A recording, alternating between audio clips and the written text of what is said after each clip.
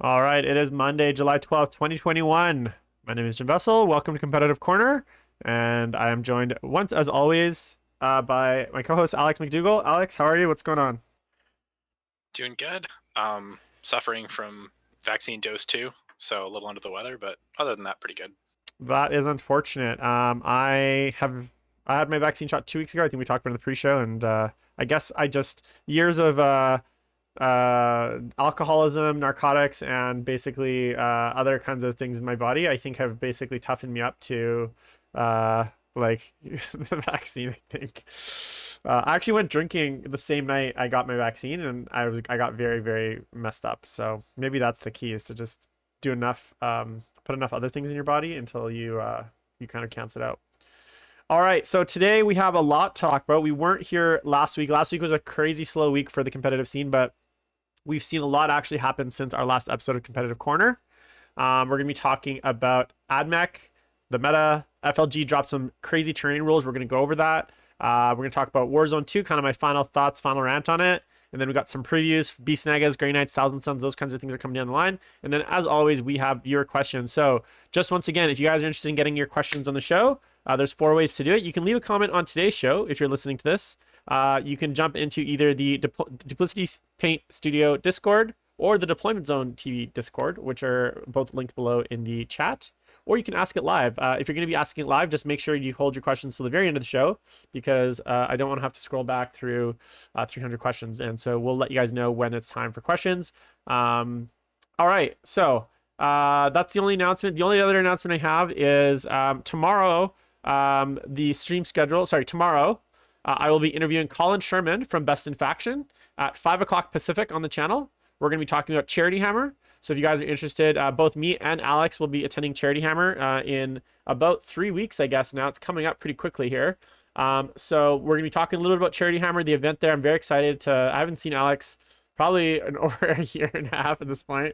So that's actually gonna be the first like big event, real event, where I'm gonna see a lot of people that I haven't seen for basically since LVO in 2020. So I'm very, very excited. Obviously I'm very excited to play in the event, but I think I'm just more excited to see everyone. Alex, yeah, how are you feeling about the whole thing? Are you excited? I'm so excited. I miss my people. Just haven't seen any of my Warhammer folks in so long. I had an RTT that was like 18 players just 3 or so weeks ago, and it was just so refreshing to like actually roll the dice, use the models, see all these people that I like used to hang out with like usually once every 2 weeks that I haven't seen in forever. And just like talk Warhammer, just like sit there and talk about the game that we all like, was like really satisfying.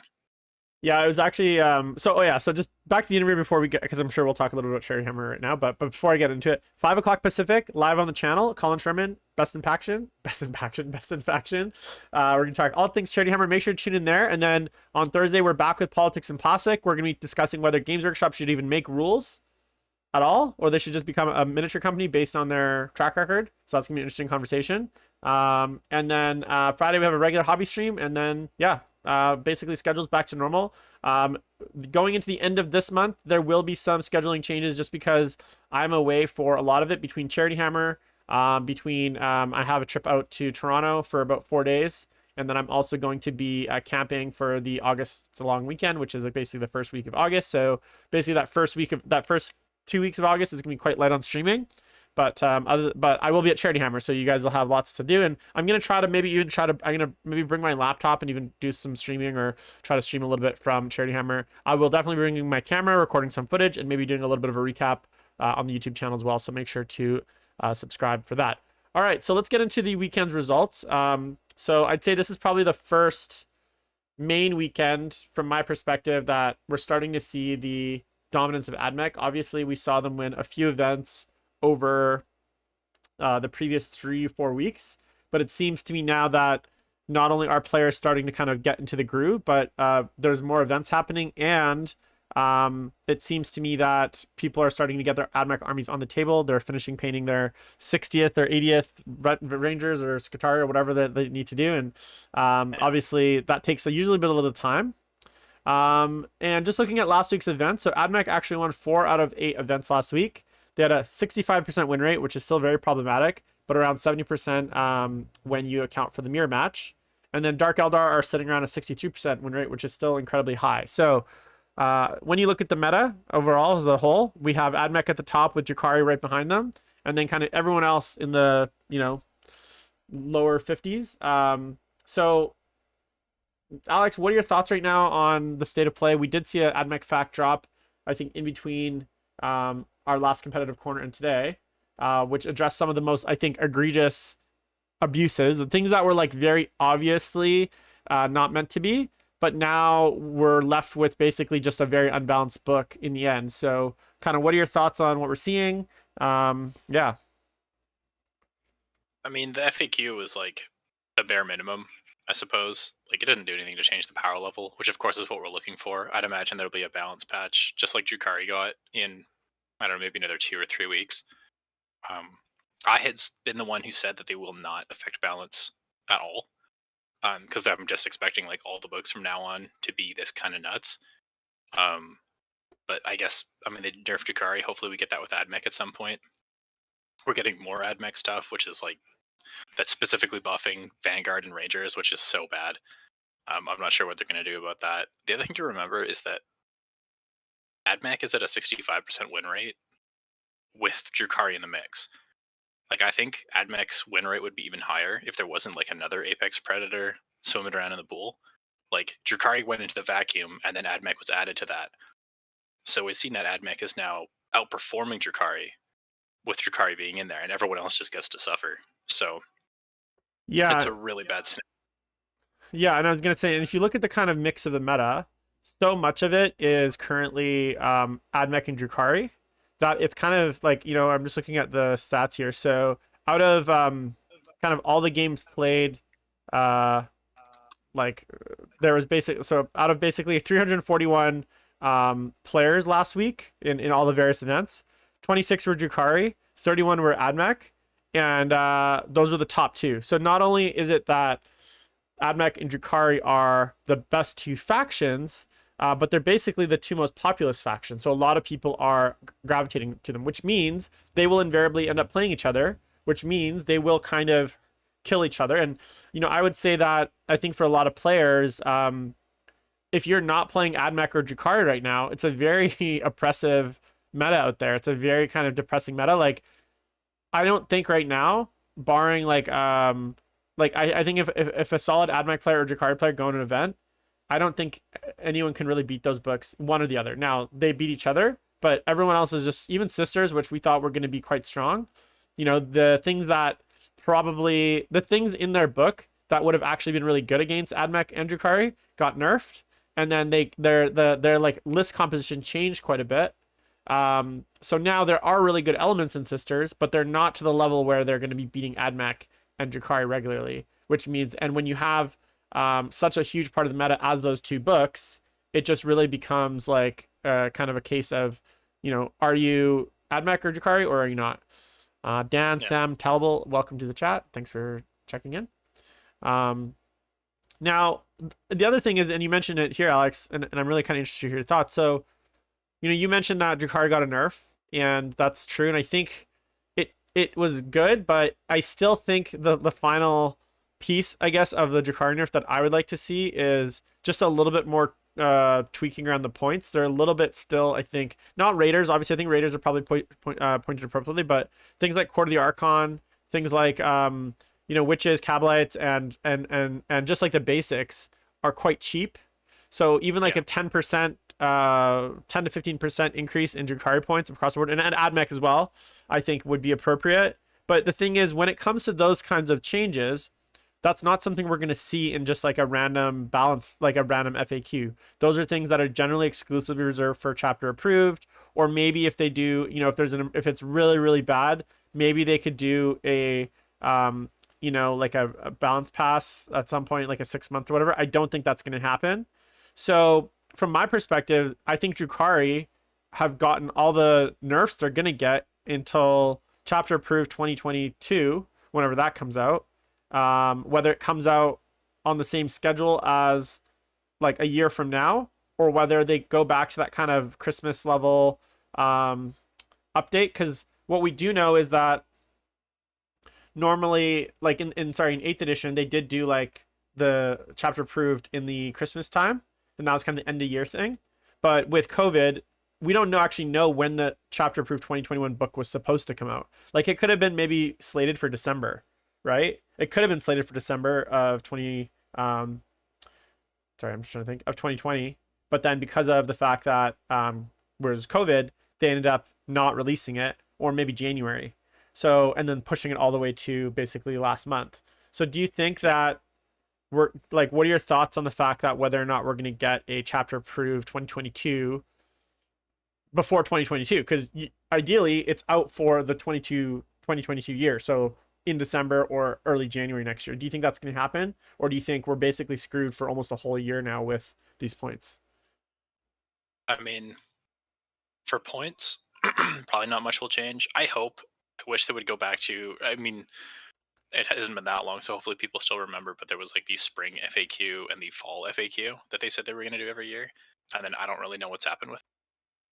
Again, it's like kind of a COVID thing where like, okay, no one's playing, so what data are we even going off of to release a spring FAQ Right. or fall FAQ?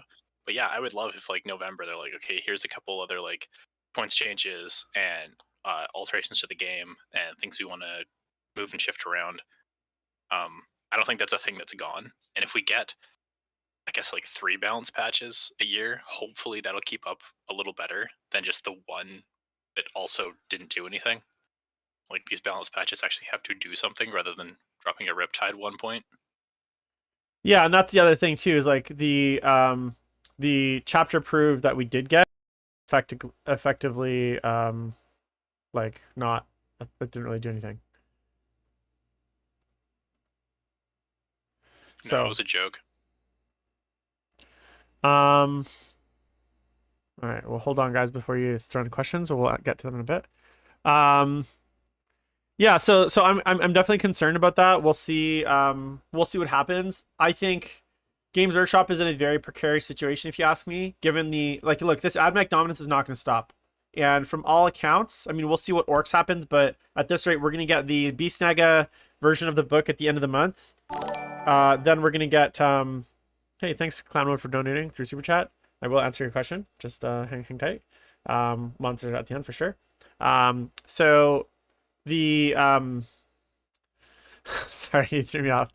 The orc book, they saying that the actual orc codex is going to release sometime later, which I think is just a totally atrocious, dumb, and money grab move. They should be releasing the codex in line with the army box. There's no reason we should be waiting another what is it gonna be, 3 weeks, 4 weeks? Like how long are they gonna wait? Is it the next week, right? So it's really unclear how much longer that we have to wait for the actual book.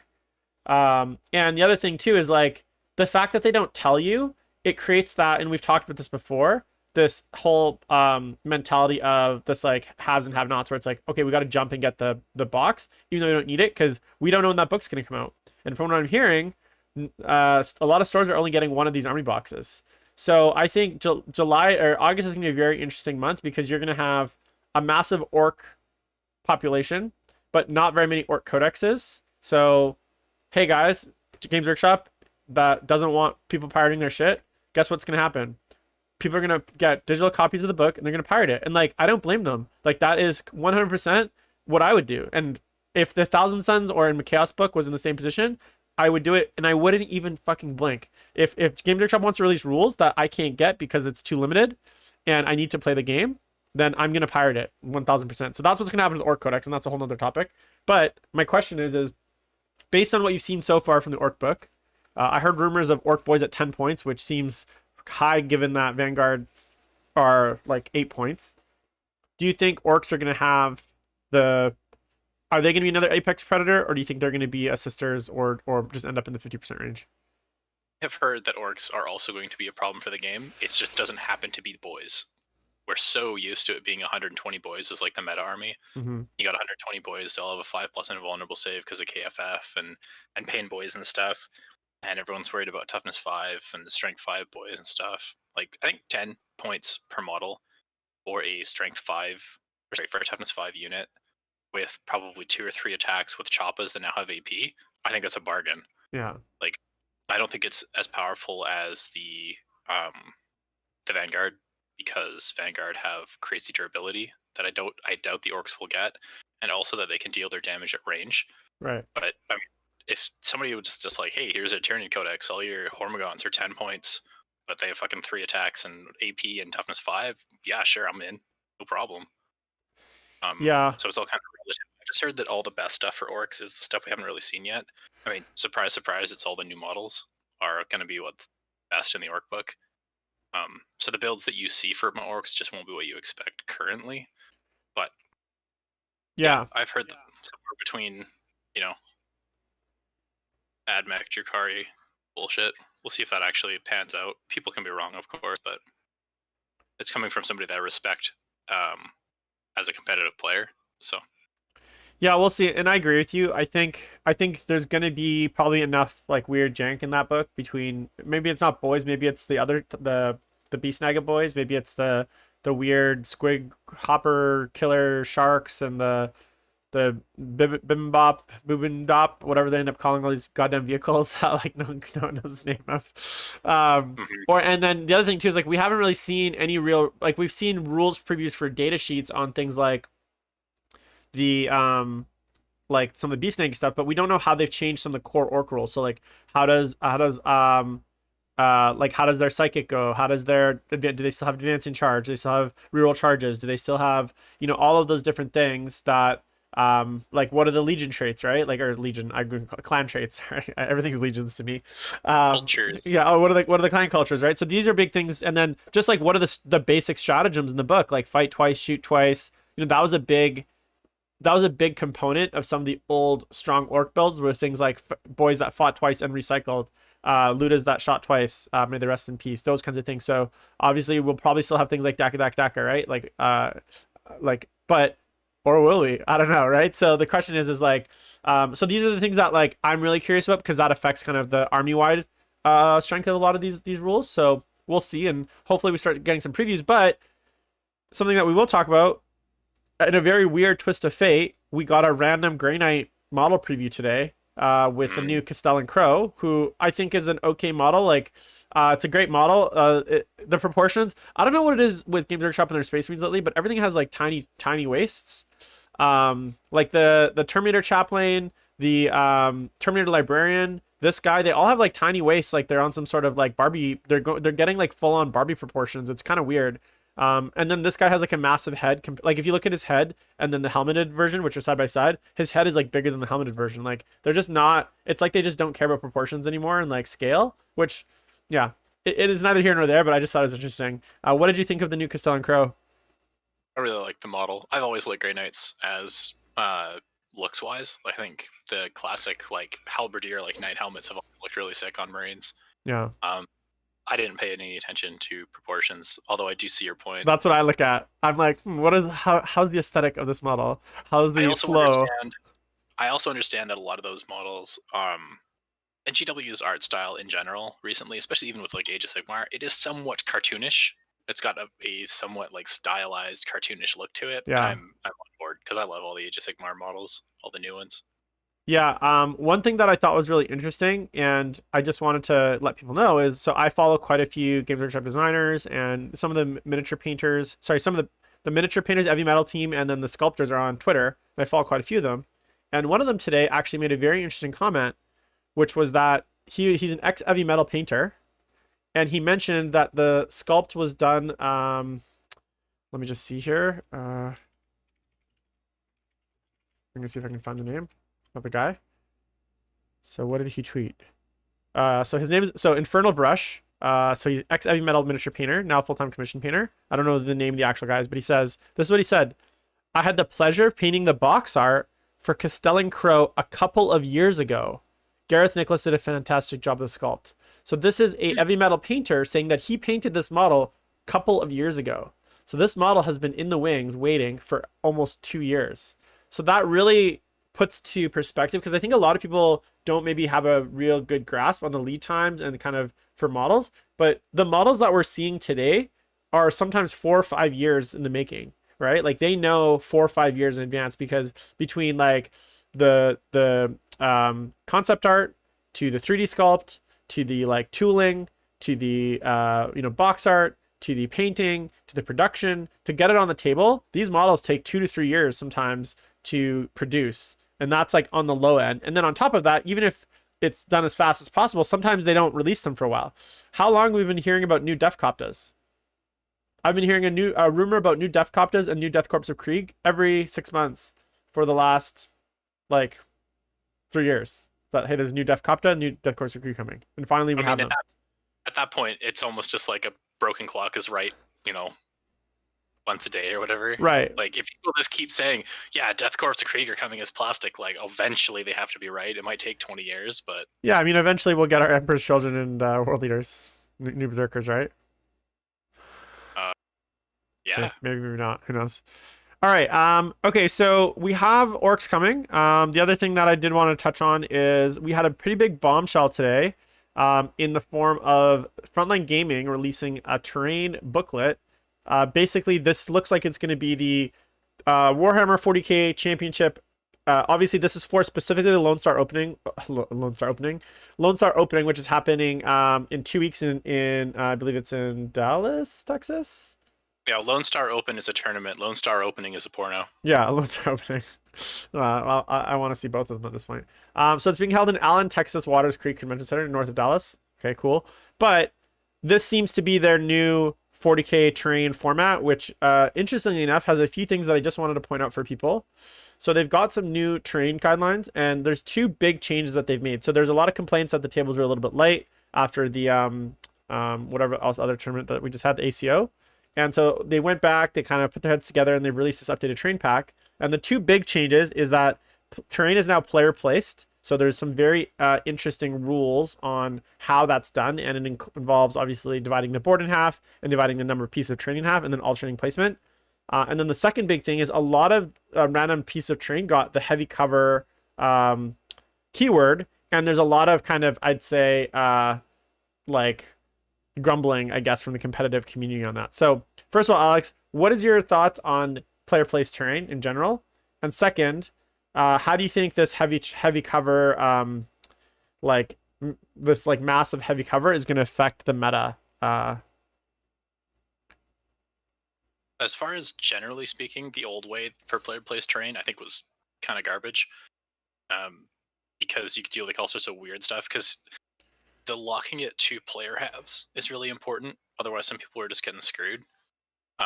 Because it used to be that you would just build your board just alternating. There was no other limitations. So you could like, oh, you're a gun army. Okay, well here's like a big like In the corner. huge L, like right in like either back corner or like it would only take like 2 pieces to like lock a board out for like shooting and stuff. You could do some pretty dastardly things if you went first. Locking it to like separate halves, like I do my side and you do your side, is probably a lot better. I'm still not a huge fan of it. It kind of does feel like people complained about the terrain and FLG was just like, just kind of threw their hands up and like, well, fine, here now it's your fault if the terrain is bad. Yeah. As opposed to just making more terrain. As far as the heavy terrain, the heavy cover, I think that's a really good change because it's a part of the game and it's just something that we haven't used because it's not something we've ever had in previous editions. And like, we should always have been using it. Like there should have been 2 pieces or like even 1 piece that was just heavy cover and you could put your defensive infantry in there and then get a cover save in cover. So I think that was just a thing that the community as a whole was kind of ignoring as an oversight because we were like, oh, it's new, we don't know how to use it. Like it'd be pretty great for certain armies like Bulgrin, jam your Bulgrin in there, like yeah, come and charge me with my 1+ save, eat a dick. Yeah, I mean, look, I've never been a fan of player placed terrain, because ultimately I think that as much as you can try to build, I guess, like rules in the pack to make it fair or to not abusable, it still is abusable. Players will still game it, whatever room there is, even if it's very small, they're still going to game it to the point where it can create feel bad scenarios or scenarios where it's just not a good, like, not only will the table not look good, so it's not thematic, it's not narrative or whatever you want to call it, but also it's just like people will game it and they will find, they say they haven't found a way to game these rules. People will game them. They'll find a way. The other thing too is like just looking at there's 3 table sets that they put in the pack. There's an orc set, a gothic set, and a field-based set. Now, the gothic and the orc set are not bad, but I just still think that, and maybe I'm just too used to playing on WTC tables, but the field-based terrain set still just looks too light. And the other thing is too, we got to get away. And I don't know, like, and I agree with you. Look, I get building terrain for events is not cheap, and I get that like it's a big part of the cost and all these kinds of things. I get that. But if you guys are gonna be like the flagship events of the thing, throwing all these super majors where you're charging, you know, 150 bucks, whatever. It like look, and here's the thing. We know that FLG, and I could be wrong here, so if anyone from FLG wants to correct me, please correct me. I know that when they did LVO, there's what, 1,000 tables worth of terrain. So they have enough. Sorry, 500 tables worth of terrain, right? Yeah. To make 1,000 players. So and plus all the other systems, right? So it's not just 40k. So it's like narrative. So I'd say between all of their systems, they probably can do 1,000 tables of terrain, right? Like, to be honest, you're telling me that you can't get rid of some of these like awful buildings, like the old mini boxes, like magic boxes. Like there's like these weird tiny bunkers that are like this big. They're like 4 or 5 inches wide. They're not that tall. I know obviously they get obscuring, but they're just so easy to look around. There's like all these closed buildings. You're telling me you couldn't have said, hey guys, we're going to pull those specific buildings from each set and take some of the other better pieces from the like remaining sets. And now instead of having 500 tables worth, we're going to have 400 tables worth.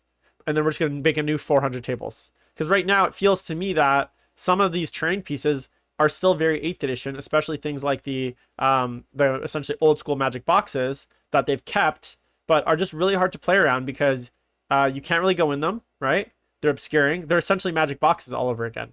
And it's like if you're not, they're not scalable. So, or what's the one that we can go through? Scalable, breachable, right? Breachable. So they're not breachable, but they're scalable. Some of them, so you can go on top. But like they're not breachable, which means they're basically just like hills essentially. That's what they've essentially become, and that can cause a lot of issues in just the way that the game plays. So, yeah, I guess I feel like they could do more and they could do better. And again, I could be wrong. Like maybe after LVO they sold off all their terrain, they got rid of it all, and it's all been dumpstered, and this is all they have. In which case, hey, you know, I'm wrong.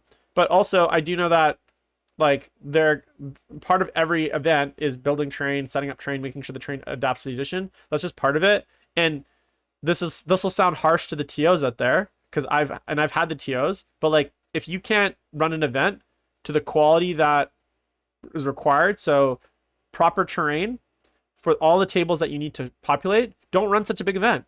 If FLG can only has 150 tables of good terrain, that's all they can do of really solid great tables, then don't run a 150 person event. Don't try to run a 256 person event or a 500 person event, because and they got LVO coming in 6 months, which means if they're not already building terrain for that, given that there's 1,000 players, then we got an issue, right? We got a big problem. So they should already be in the mode of building terrain for LVO to make that sure that the tables are fair. And so I don't buy this excuse that it's like, oh guys, like this is what we have. It's like, no, you guys are choosing to run an event beyond the size that you have enough good tables for, right? It's London GT all over again. And yeah, the train's painted, but that's not the point, right? I don't know. What do you think on that? Pay more. Like, I want the train to be good, and I understand that it's an expense. Charge me an extra 15 bucks. Take my LVO ticket from 100 to 115 bucks for the sake of your terrain. I would rather do that than have shit terrain. Like, because I lost a game 3 at LVO specifically because the terrain was dog shit, and I went second. Because the terrain wasn't changing unless you were on the top table. So we played like hammer and anvil style, and everything was lined up like straight. I had 0 cover. I might as well have just been on an empty field, and I went second against Gunline Eldar, and I lost by 1 point. Yeah, I was butthurt. Like, it should have just been like I could take all those things and turn them so now we both have some cover. And you know what? All those magic boxes, it might feel like, you know, hurt your heart to do it, but you know what you can do to a box? You can take a bandsaw to it, and now it's 2 L's. And you get 2 boxes. And you get 2 boxes. You get 2 for 1. 2 for 1 on the magic boxes. Just cut them in half and throw them on a new base. Gucci. Clean up the edges. Not even a new base. All those boxes are typically sitting on like a larger base. Yeah. You just chop it clean in half, like throw it through the corners, and you're set. Yeah. So Flash a bit of paint. Like that's the thing is like they can increase the footprint of some of these pieces. Like when I look at this area terrain piece, right? It's just, it feels very small. They could easily just chop it in half, right? Yeah. Or even just chop out a corner of it, so now there's actually a little bit of like cubby to jump behind, you know? Guys can get in, and then you can. And they should definitely while take you're, off. while you're there, They should definitely throw. while you're there, you can take all the hangers, those huge hangers, and you could just throw them in the dumpster. You can just do that at the same time. It's super easy. Oh, is that the one where you can like run a night through it? Yeah. Yeah. Don't get me wrong. It looks cool. Put them on the narrative tables. We don't need that shit. So we'll see. I mean, I hope. Look. I'm glad that they're taking the feedback into account. It sounds like, but like, I didn't see this coming. Like, I know there's a lot of feedback on terrain not being enough. I don't think there's this big clamor for player placed terrain. Everyone was like, guys, you know what you're doing wrong with the ACO? It wasn't that there was enough, the tables were too light. It was because it wasn't player placed. Why did you guys go to player placed? Like, that literally was out of left field, the fact that they went to player placed terrain. So I thought that was really interesting and kind of like, huh? I honestly think, and this is just me being the cynical person that I am, they're lazy. I think they're trying to be lazy about it. They don't want to have to think about the terrain layouts for a 6 or 8 or 9 round event. They want to do is what the question is if I was in their position, how do I dump my terrain on the table and do as little work as possible to actually set up every game? They don't have to set up a single table out of 250 or 125 tables anymore. They just need to bring the table, drop it off the table, and put it on top. And so, in a sense, hey, that's fucking smart. Good on you guys, right? But that's the path of least resistance, right? And it doesn't always necessarily, you don't end up with the best possible outcome for the players. And I think that's an issue. Yeah, it sucks to set up 500 tables of terrain. I feel ya. I hear ya. But if you're not willing to do that, then don't run your events that big. Like, you guys are making that choice. No one is forcing you to do that, right? And this is ultimately always goes back to, and I'm going to beat the dead drum again, the reason that I think there's a huge flaw in the way that the ITC is ranked is because it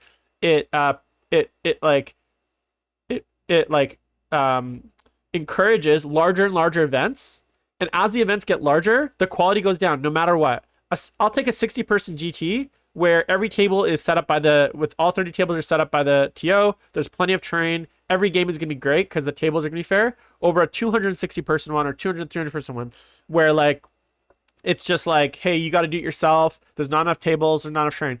Just so I can say, oh, I went to a 260-person event. Like, who fucking gives a shit, right? Yeah. Anyways, let's think of, maybe I'm having a different memory than you're having. It's been like almost 2 years. But, like, how good was the terrain at Attack X 2019? There was some good and there's some bad. Yeah, but all the tables that I again, it might have just been luck of the draw. All 5 of the tables that I played on were awesome.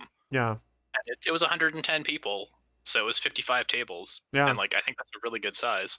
What's up, John? So welcome to the chat. Yeah, I agree with you. All I'm saying is, look, like FLG is making that decision to run these big events, and I think it's like with great size comes great responsibility, right? Like if you're gonna run a big event, then make sure that, yeah, make sure if you're gonna run a big event that your tables are consistent and high quality as you scale the event. And if you can't do that, do not run an event that big. And I get you, it's down to the bottom line, Benjamin's, right? Because running, if you rent a hall that can fit 200 people, having only 100 people in it is not, you want to fit 200 people in it, right? Because it's going to make your event more profitable. So I get it from the business side as well, but this is kind of the push and pull. So, all right, go ahead. Sorry. Hold on, one more thing about terrain specifically. Like the player placed terrain, I don't agree with. But if you want to cut down on their labor, why don't they just like print off some sheets?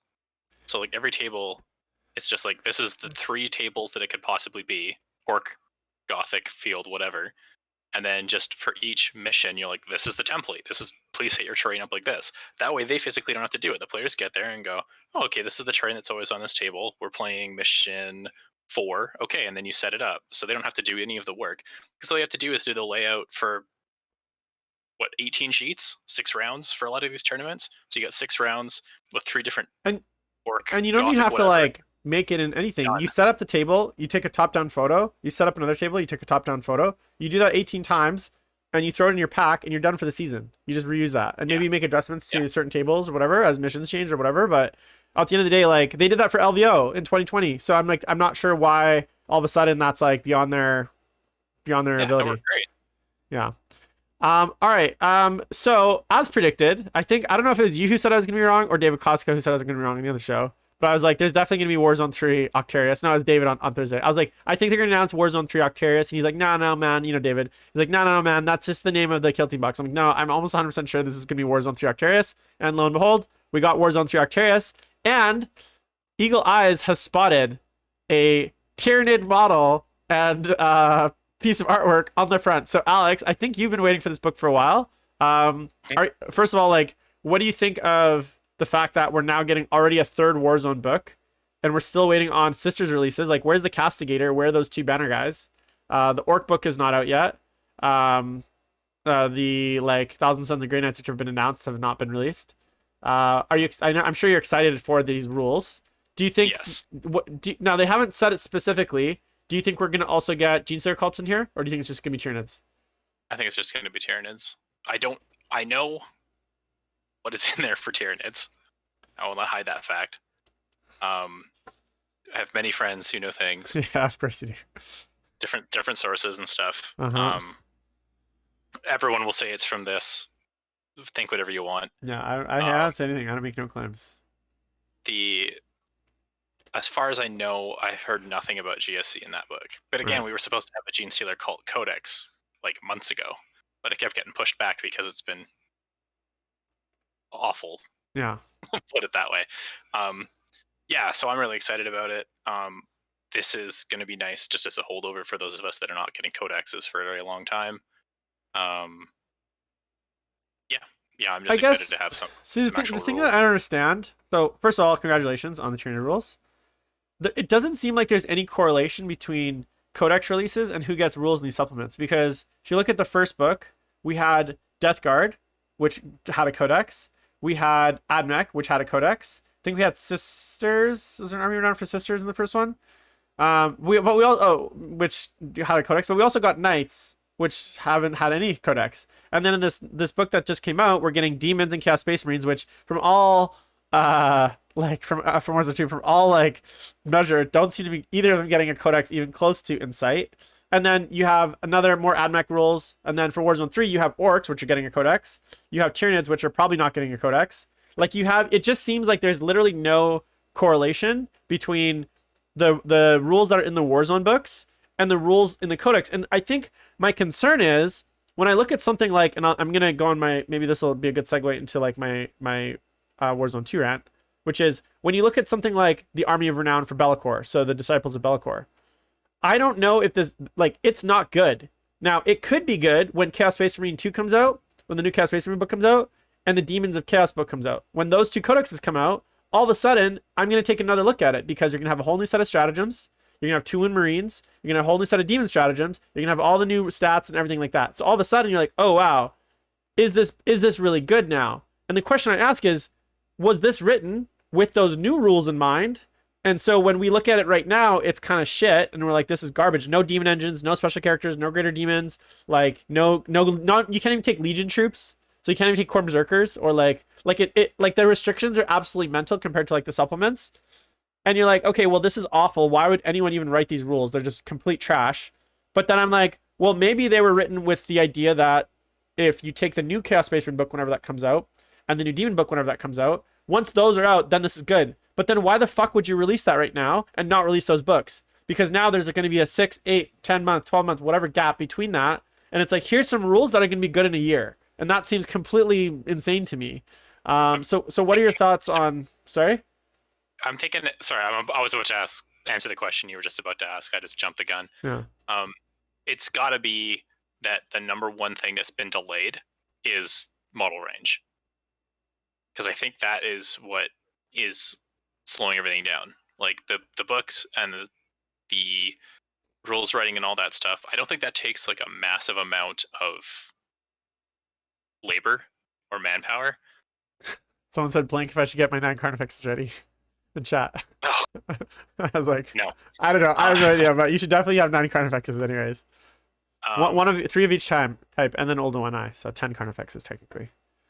Yeah, and then just have fun and lose all your games. It's fine. No. I think that mostly it's model range. So I think a lot of these things are getting new models and they're just not out, and so they've delayed the book because they really want to drop the book with the new model ranges. Right. And it's just start everything out. Although honestly, at this point, it's been so messy that it could just be like, take your big mason jar, throw a bunch of crap in there, turn it upside down, and just do this and see what falls out. And like that's the next release. Like that's about as organized as it seemed right now. Just who knows like what we're actually supposed to be getting in what order. Yeah, I guess Um, yeah, my frustration, like I hear you, but then like just tell us that.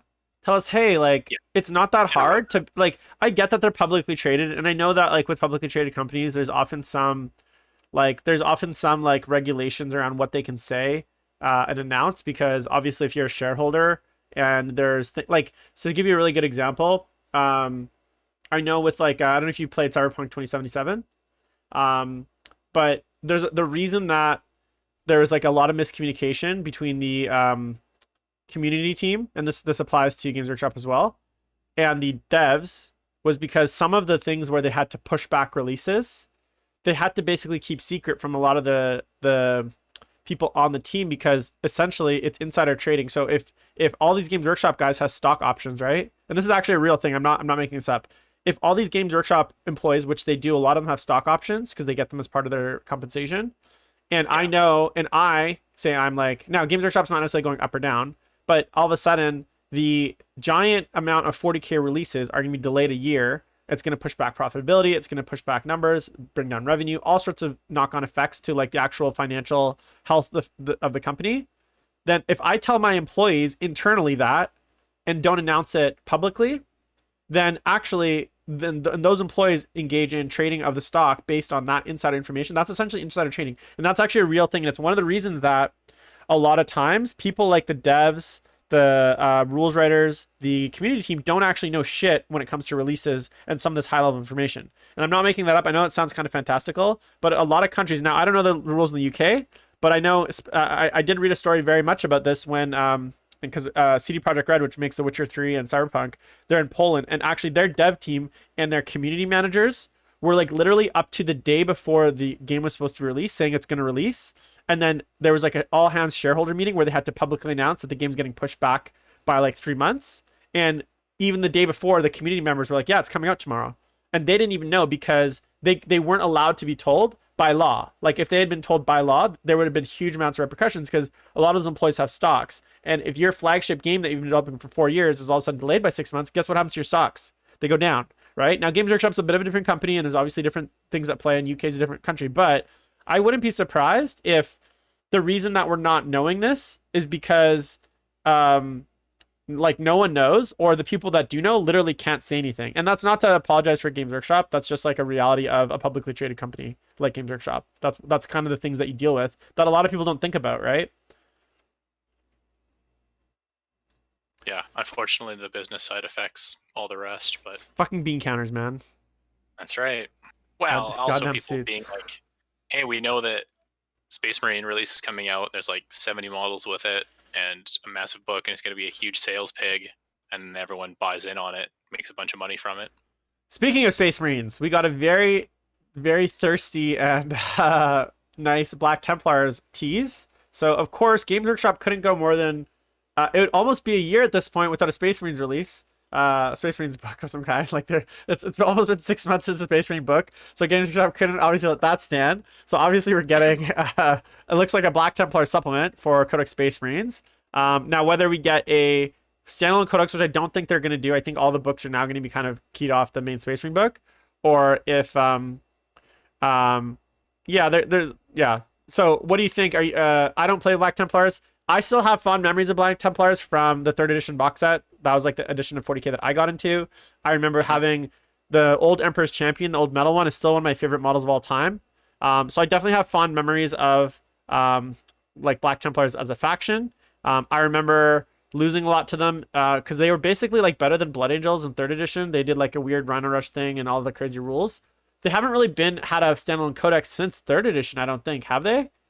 Been a long time. It's been a long time, and maybe I could be wrong. Maybe third or fourth, but it's been a while since they've had a standalone codex. So, are you excited for Black Templars at all? A little bit. They're one of the cooler factions, I think. I remember losing to them a bunch back in the day as well, because I was playing the Drukhari side of it. And again, it was the typical starter box where they were not of equal power level on either side.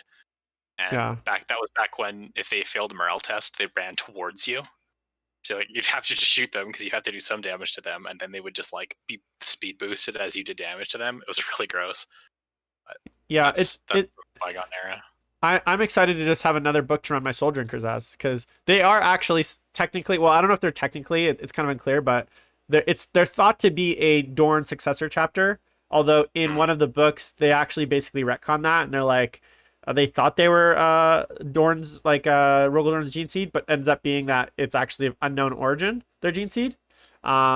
So I'm excited to have another, what is that, like a 10th book to run my Soul Drinkers as, because I can run those whatever the hell I want. I guess maybe I couldn't get away with Space Wolves, but just about every other chapter I can kind of get away with. So just got a model on a few fur coats and I'm good to go.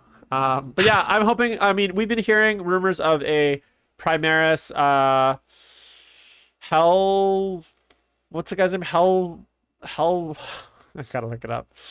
Hellbrett Hellbrett or something? or something. Helbrecht? Hellbor.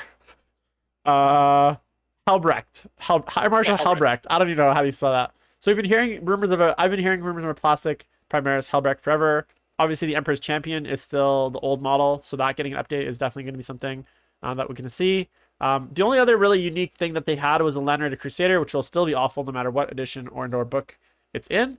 And then I think they one of their other things was they had a lot of scouts. I think I remember their armies were quite scout heavy, right?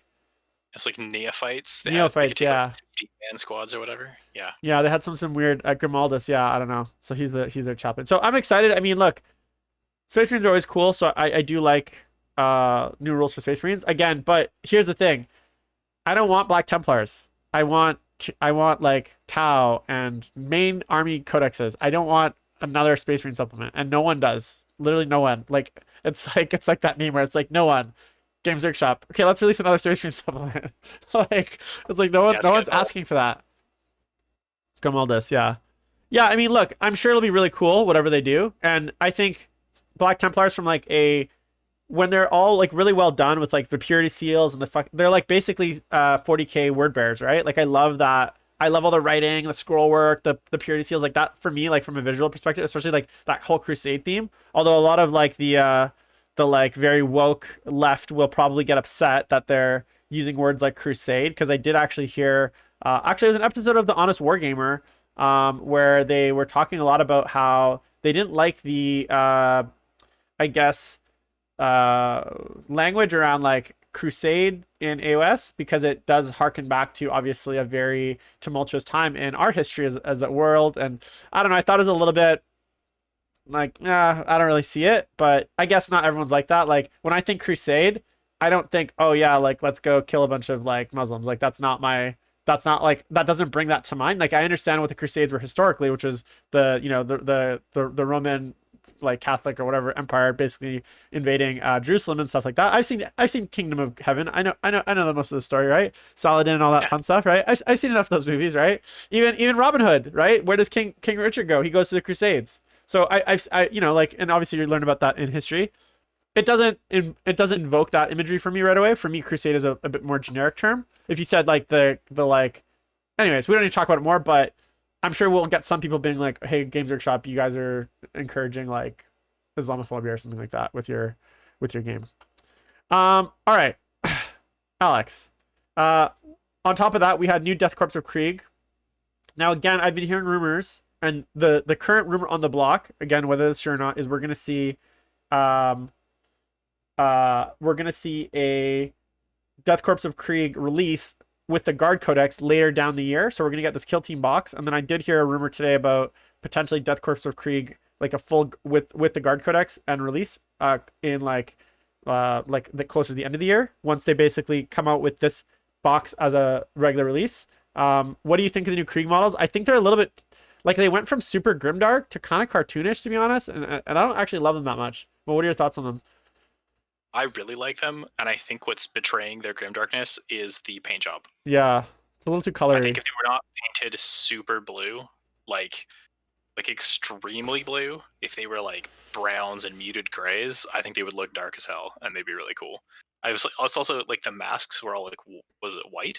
They were white masks. Yeah, They were super crisp and clean. Yeah. Like take those big, heavy, like World War I trenches style gas masks and grime them up, and I think those guys will look terrifying. I think it was just a bad paint job. Yeah, and like I don't think it's not painted bad. I just don't think it thematically. I don't think it comes across as Death Corps of Krieg, which are supposed to be literally like just the most. They're basically the Death Guard of the Imperial Guard. Like they're supposed to be just like just depraved and like rotten. Some people were even complaining today that one of the models had medals on them, like medals, not metal, but medals, and they're like, oh, Krieg doesn't. They don't award medals to their soldiers because they just don't give a fuck. So they're like, it's like against the fluff. I'm like, guys, come on. It's like, settle down. It's just like, it's just let the models be cool and stop like fluff not seeing everything. So, yeah, so I'm excited for that. And then obviously we've seen basically the last of the orc releases. So again, going back to kind of from like a competitive standpoint, obviously the Death Corps or Krieg on their own are not going to do much for the meta.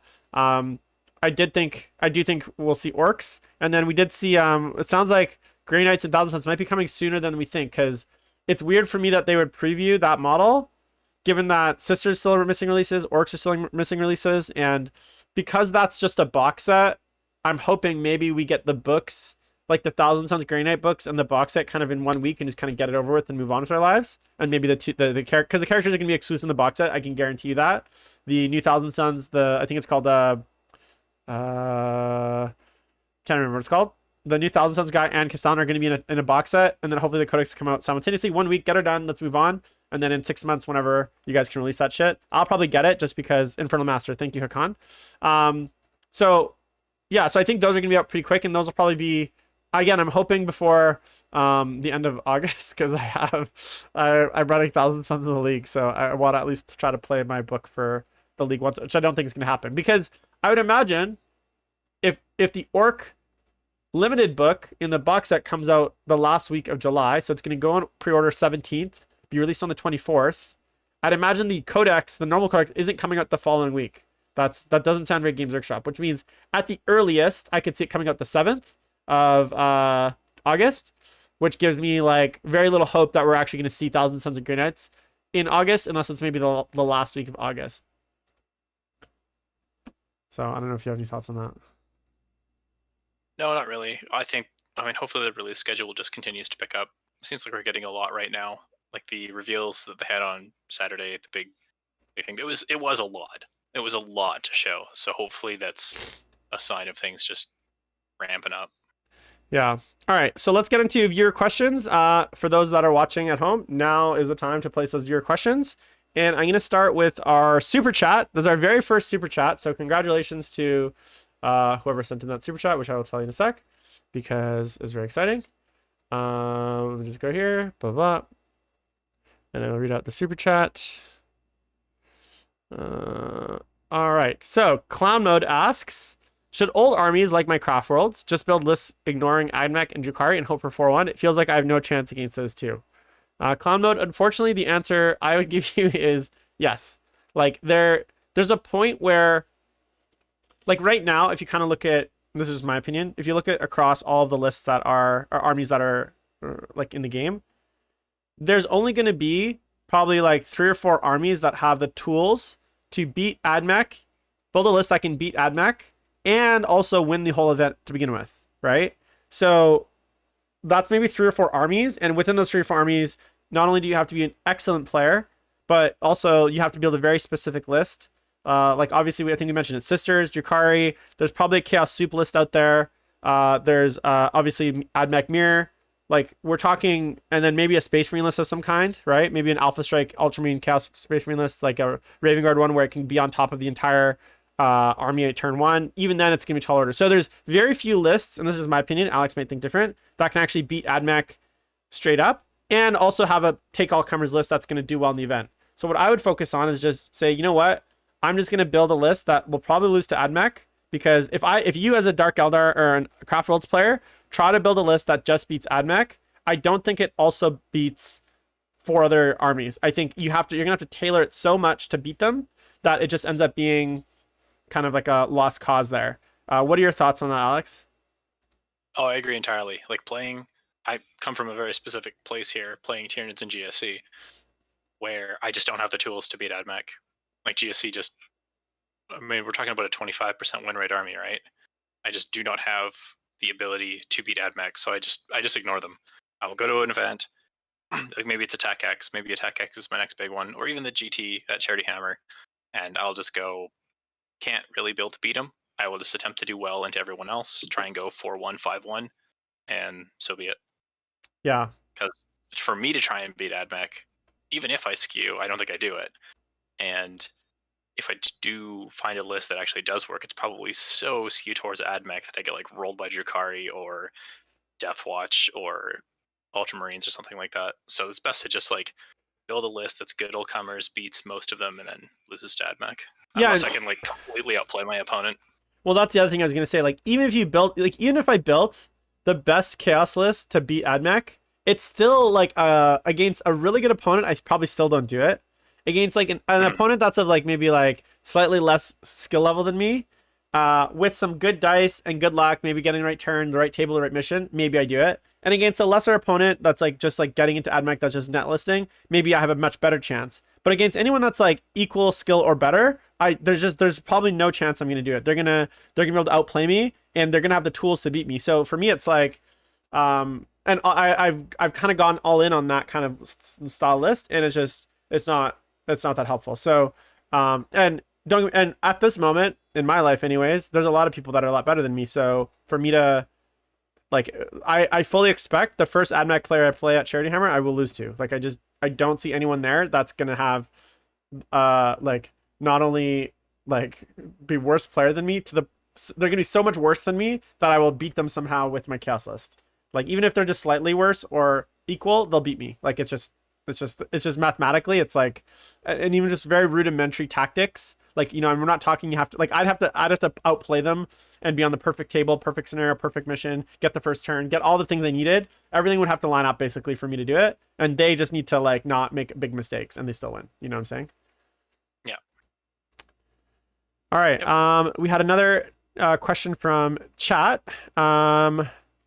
It was, let's see here. Sam Lennon. No, that's not right.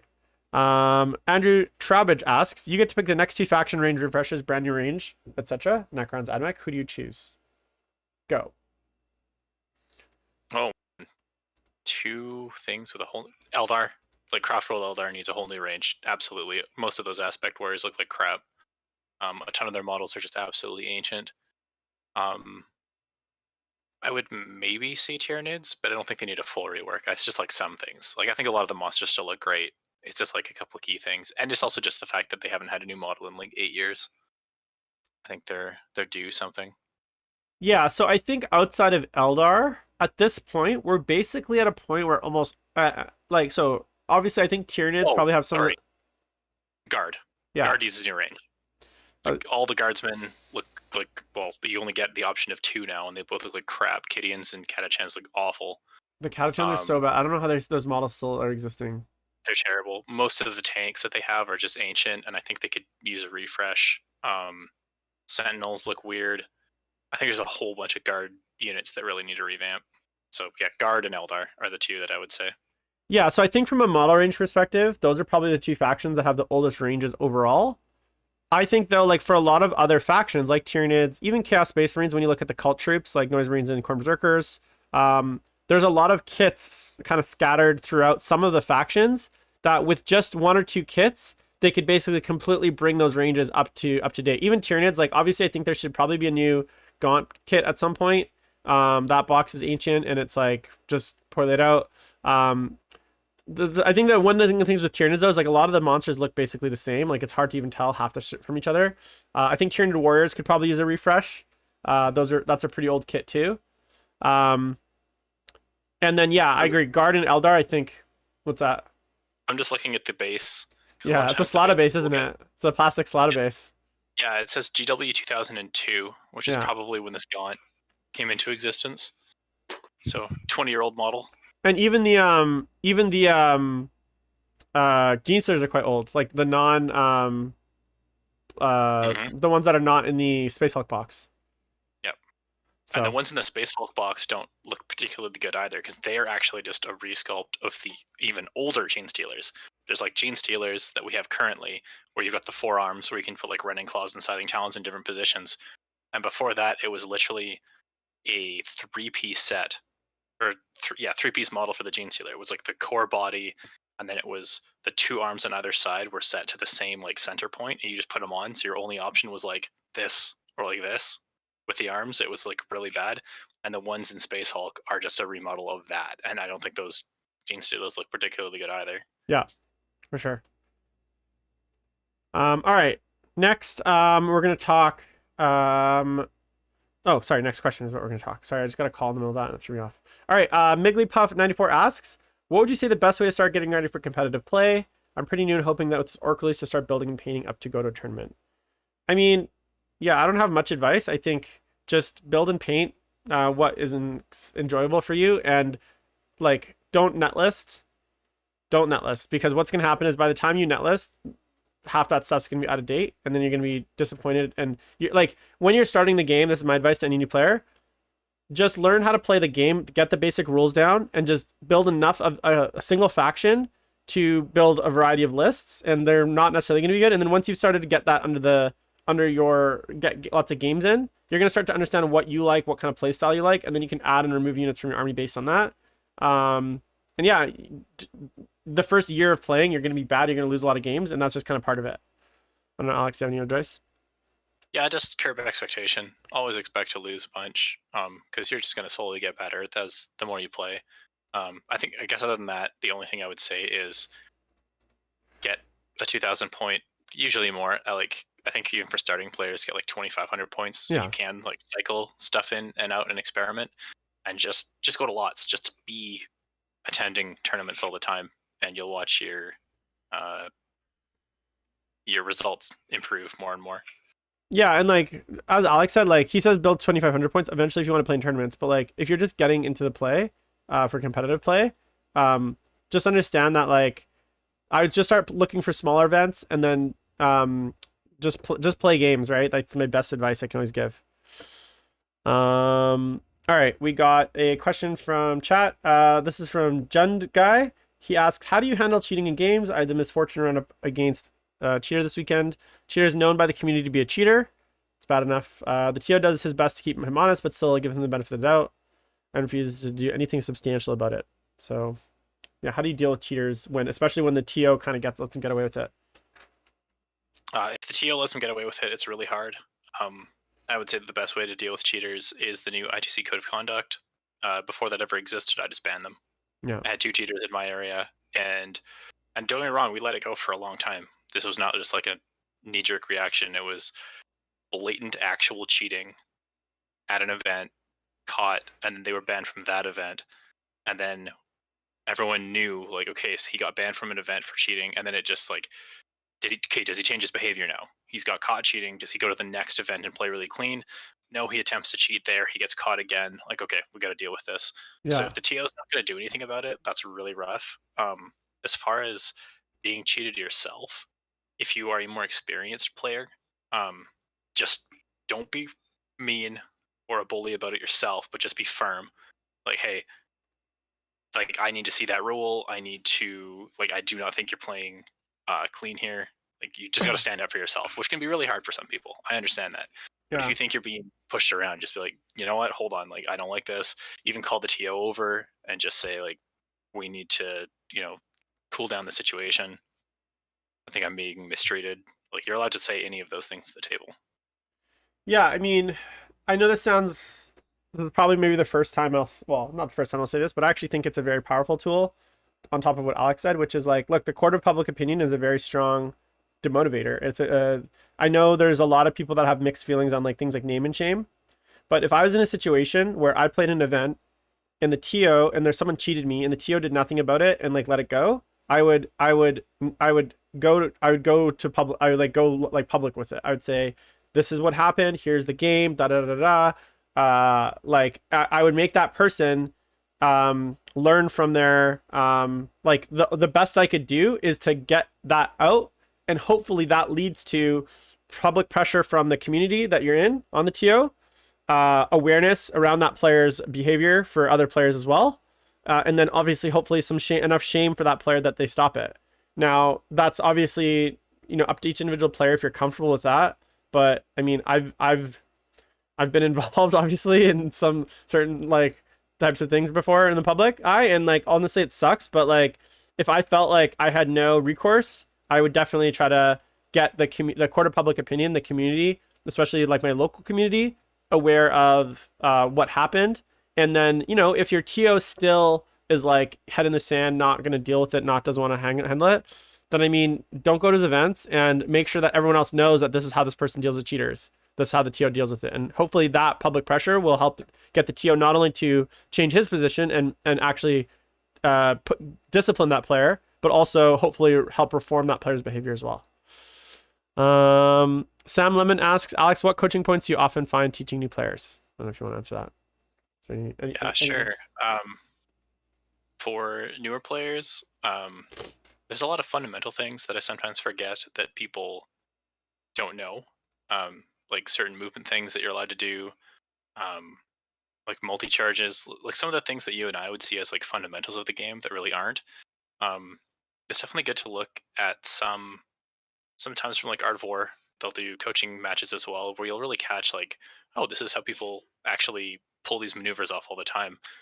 Like the like still wrapping things. A lot of people kind of ignored in ninth edition, like, oh, that you should wrap an opponent's units. Like that's still a very unique, like an powerful toolbox to have, even if all it does is just make your opponent spend 2 CP. I find when I'm teaching new players that like really going through like the fundamental, like this is how movement works. This is how you can benefit from movement. This is how you can benefit from smart charges and taking space like while the combat phase is occurring is a really powerful like trick to teach people. Yeah.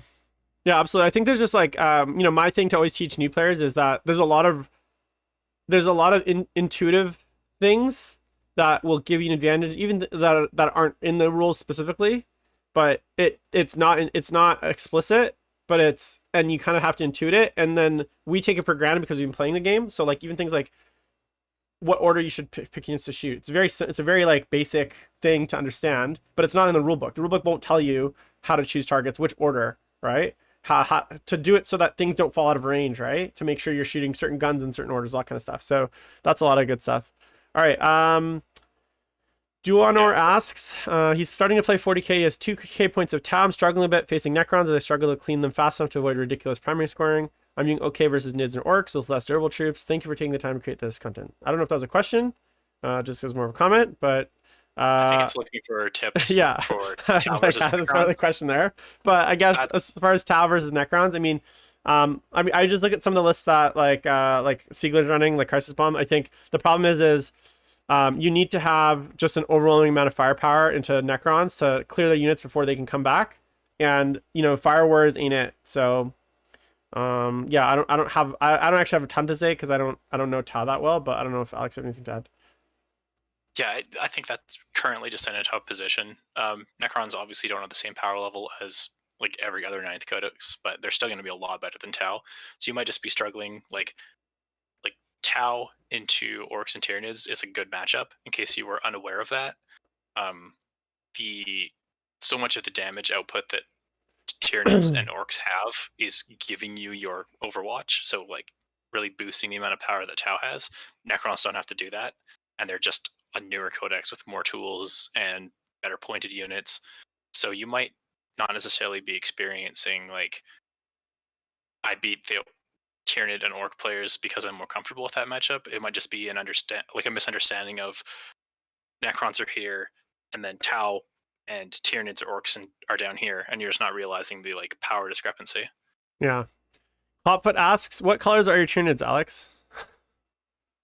I've got 2 different colors. One is a super grimy, quick, like gray, black, and white, and it was just to get it on the tabletop, and it was super easy. And then my new one is like hot pink, like it's screamer pink with the even pinker highlights, and then bone. That's cool. Very Actually, pink. hold on there. So we're along the way with the big boy. Oh, is that a Harridan? That's a barbed Tyradol. Barbed Tyradol. So it's bone on the back, hot pink underneath, and then it's all like green highlights and stuff. This guy's like a quarter done. No legs, no base. Yeah. All right. Andrew Trabridge asks, your favorite 3 Loyalist Trader Primarchs? Well, that's really easy. My favorite 3 loyalists are any of the dead ones. And my favorite trader Primarchs, probably Magnus, number 1. Fulgrim, number 2. And number 3 would probably be, I don't know, who's a cool one? Night Hunter's dead. Mortarian's kind of lame. Angron's too much of a dum-dum. Lorgar's the worst. I think I like Perturabo probably the 3rd. But no, oh no, Alfarius probably my 3rd in there. Alfarius is in there. But maybe Alfarius is the other ones. Who knows?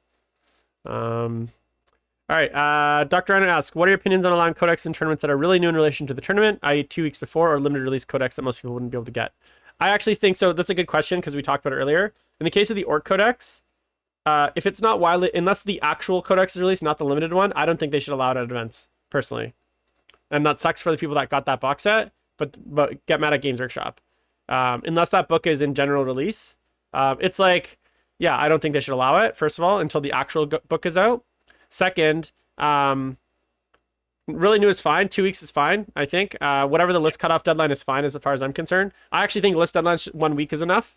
And then FAQs, I think like 5 days is probably the most I would allow, with some exceptions on a case-by-case basis. I know they're doing that at Lone Star. Like, and when I say case-by-case, I mean like if it was say an FAQ that changed points, like more of an errata, like sorry, if it was like a balance FAQ, like it changed errata, or it changed, say for instance, like raiders, or it changed something that would necessarily change list building, I would probably be a bit more strict on allowing it. If it's just something that clarifies something that maybe is ambiguous and there's like constant argument over, like for instance, the Tome of Malkador, there's so much discussion over, can you take it from 2 different ones or can you take it from 1? Obviously, they're clarifying, no, we always meant 1, but you guys just couldn't fucking read our dumb and poorly written rules, but it always meant 1. In that case, I would allow that. I would say, yeah, we're going to go with that because it's a small enough change. For the things like even the Drukhari stuff, again, the 42 attack succubus not exploding a trillion hits, I would allow that, right? Like I'd say that's the change that we're gonna allow. For things like raiders going up, obviously I wouldn't allow that if it was short enough. But things where it's just like it's like, hey, you guys just don't know how to read the rules and it's really unclear, I probably be more that now obviously gets complicated. What if they release 10 different facts and each one there's half of them you allow and half of them you don't? So yeah, there is a little bit of gray area. That's why I'd say it's on a case-by-case basis. But it's hard to put the genie back in the bottle. So once you know what they mean for a question, if there is an argument in the question, are you going to just pretend you don't know the answer because you don't want to use the FAQ? I don't know. That's why I think if there is these things, email your TO. This is what a smart player does. If you're relying on some sort of like janky thing that where there is a lot of discussion right now, so there's got to be players that knew that Tome of Malkador, for instance, was like controversial, whether they could take 1 or from 2, right? There's players knew that. If I'm a TO, first, anything like that where I've made a ruling, I would make sure I publish those rulings for the event. And B, if you're a player and there's something really janky that you're trying to get away with that you think probably doesn't work that way, but rules is written, it does work that way, I would email your TO and say, hey, how are you going to rule this? And if they say, we're going to rule it this way, well, then if an FAQ drops 2 days before, that actually means that they ruled it wrong. Well, then that's kind of on them, I guess. But yeah, it's kind of complicated. There's no easy answer. Search your feelings is what I'd say. All right, let's see. Tellable asks, what do you ninth ed looks? What do you think ninth ed looks? I think he was asking, what do we think ninth edition looks like long term? Are we on a linear scale of more and more power creep? Well, it's been exponential since Drukhari dropped. I'd say the jump from Dark Angels to Drukhari is like quite steep. Now, whether or not we get another super steep, I mean, if we get any steeper than this jump into say Thousand Sons and Grey Knights, is the same power difference between Dark Angels and Drukhari or Death Guard and Drukhari. If we get another jump like that, then the game is going to be in a very, very bad place because they need to actually go the opposite way. And I'd be very worried about the game. And I say that as someone that plays those armies. Like, I don't want to play a game where I'm in the position that I win the event because my army is like just way too good. And because it also creates anxiety for you as the player of that army. You're like, I know the nerf's going to come. Like, I would much rather I don't think, like, I could play Death Guard with and sleep well at night knowing that book's not going to get any sort of nerfs, buffs, or anything like that. Like, that book is kind of where it's at. I can sleep well at night, right? if I played AdMech right now, and I'm thinking, okay, I'm gonna buy 80 Rangers. I don't want to be in that position because I buy the 80 Rangers, I paint them, and in a month they get nerfed, and I'm like, fuck, right? So They it's like suddenly I get don't want to have appropriately to. points. Sorry. They suddenly get appropriately pointed to 12 points apiece. Yeah, it's like, do you want to be that someone in that position? I don't. And even if that means you win an event or two and your army dominates for a month or two, is that worth it? Is that worth for your hundreds of dollars and all that time you spent investing in that? I don't think so. I'd much rather have a book that comes out balanced, that feels safe, maybe gets a few erratas here and there, than a book that comes out super strong. I dominate everyone for a month or two, and then I know is going to get a massive nerf bat later, and I'm not sure where that hammer is going to fall. So all of a sudden, I bought $65. I think there's $75 for a chicken, right? I bought 10 of them, 9 of them, whatever. I bought $500 in Rangers and planes, and all of a sudden, in one FAQ, it's all nerfed to the ground. And Games Workshop is not known for their like gentle hand, right? Like when they nerf, sometimes it's like into the ground. They've been better at it, but yeah. So that's I don't know. That wasn't even really a question, but The 30 aberrants sitting behind me be a warning. I have 25 on my shelf there, 25 Centurions that by the time I finished painting them, they were I think like 20 of them are Assault Centurions and 5 of them are Dev Centurions. By the time I finished painting them, they were 4 months, had been nerfed for 4 months, but I just was like, well, I don't want to have these unpainted models, so I'm just going to force myself to paint them. And I hated it because I'm like, I'm painting models that are just not good, and I'm never going to use them. But I just didn't want them sitting there unpainted. But I've been down there and I don't do that. Okay, we're gonna take 2 more questions and then we're gonna wrap up here, guys. So last question from Sir from the Discord. Hypothetically, if GW would make a broken unit for Chaos Space Marines, that would need you to hobby a lot of new models. Would you do it? No, that's actually a good question, and I just answered that basically. I wouldn't do it. So my like, sorry, what's going on here? Can you see me, Alex? Can you hear me? Yeah, I can hear you. Okay, my stream just went all weird.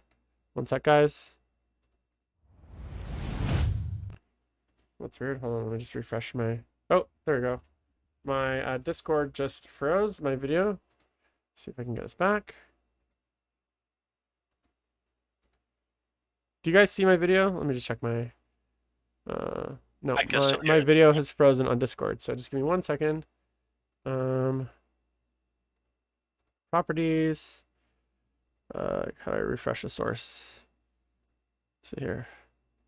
There we go. I think we're back. All right. Sorry. So my point is I would purpose, like, if there's something that's good, obviously play it, but like don't go overboard, right? I still don't own a single Keeper of Secrets. Do you know why? Because I know that the Demon Book is going to nerf them, and I refuse to spend $600 on Keeper of Secrets. And you know me, I'm going to spend 120 hours to paint those, because I know at some point they're going to be like, I will buy them when the 9th edition book comes out. I'll buy 1 Keeper of Secrets maybe now, and then like there's just certain things that I won't get into, because I don't like to meta chase like that, especially if it's like super broken. Yeah. All right, last question. So go ahead. You and I are kind of unique examples there. Like if something came out for Tyranids or Chaos that was broken, well, you and I both own the full range in those models, so yeah. I would just have it. For the most part. That's kind of my approach, is just like pick I'm obviously Chaos is 5 factions, but I have enough Chaos at this point that like if something comes out that's broken, my investment's quite small. I'm just painting up some Noise Marines right now, 10 of them. I'm not buying 30 Noise Marines. I'm not buying 4 Dreadclaws, right? I'm not buying 6 Volkite Contemptors. Although I think I have like 4 at this point. All right, last question from Dr. Rhino. What is the first skill you both would recommend a person who wants to play at tournaments should master first? Alex? Time management. Hmm. Before you're ever going like, I'm going to go win this tournament, or I'm going to have a immaculate movement phase, make sure you can cleanly get through the game, relatively stress-free, 5 games in a row. Yeah. Because when you're going to a tournament, if you're not going there to win the whole thing, you're going there to have a good time, and you're hopefully going there to make sure that the person across the table from you can have a good time. And I think the number one way that you can make sure the person across the table is having a good time, other than just not being a dick, is that you get to finish the game. 3 hours is your time limit. 2:45, you guys are wrapping the game up, shooting the shit, go grab a beer. I think it's the number one skill, because nobody wants to go like you or I, Jim. I don't know how many times you and I have gone to a tournament and we're both, running, looking to win, and somebody is just taking forever. And I know that like there might be 2 undefeated people at the end of this, and my 30 points that I just got now as a win has now just guaranteed that I can't win the tournament anymore. Yeah. And to kind of tie into what Alex said, and I actually agree with him, it's not really a skill, it's just a knowledge piece. So learn your army and learn how to play your army so that you can get through one game. If you can get through one game without having to open your rulebook to, like, obviously have your stratagem cards, your spell cards, whatever. But if you can get through one game knowing the stats of your models, knowing the attacks, the movement, the save, those kinds of things, the abilities on their data sheets, and also the various stratagems that you're going to use, and know them kind of quickly, like, not to say that don't take any time to decide or anything like that, but if you're like, oh man, there's a stratagem that lets me do this thing, I can't remember, and then you're sitting there flipping through your book, that's a no. So you want to be to the point where you can basically play your army from start to finish without having to basically go through your codex every single time you want to do something. And failing that, and a good way to do that is to make yourself tools to enable to do that. So a good example, like, I have all my cards, spell cards in front of me. I might have a list of like a cheat sheet on what I want to do for stratagems. Like, for instance, one thing that I like to do with the new book at every game is I just pull up my stratagem cards of stratagems I know I'm going to use.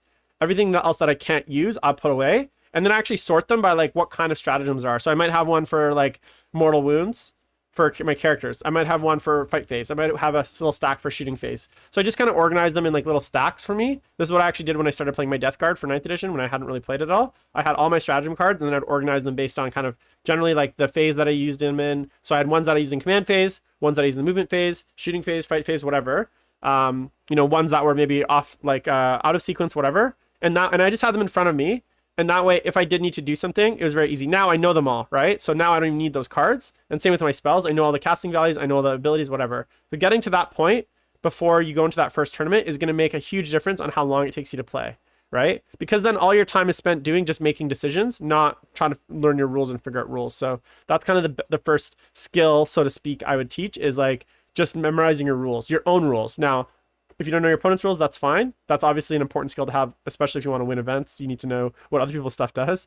But at the start, just understanding your own rules and being able to do it without having to open your codex, especially because the codexes are so awfully laid out. Like, it's like, hey, let's put stratagems, warlord traits, and then we'll throw crusade rules in the middle, and then we'll do like relics, and then like data sheets, and like a bunch of other crap. Like, it's like, whose idea was it to like, yeah, it just makes absolute. And then it's like for Death Guard, for instance, you have this is how stupid it is. At the very start is Legion. It's like the plague companies with their stratagems, warlord traits, and relics. And then it goes like psychic powers, crusade rules, more stratagems.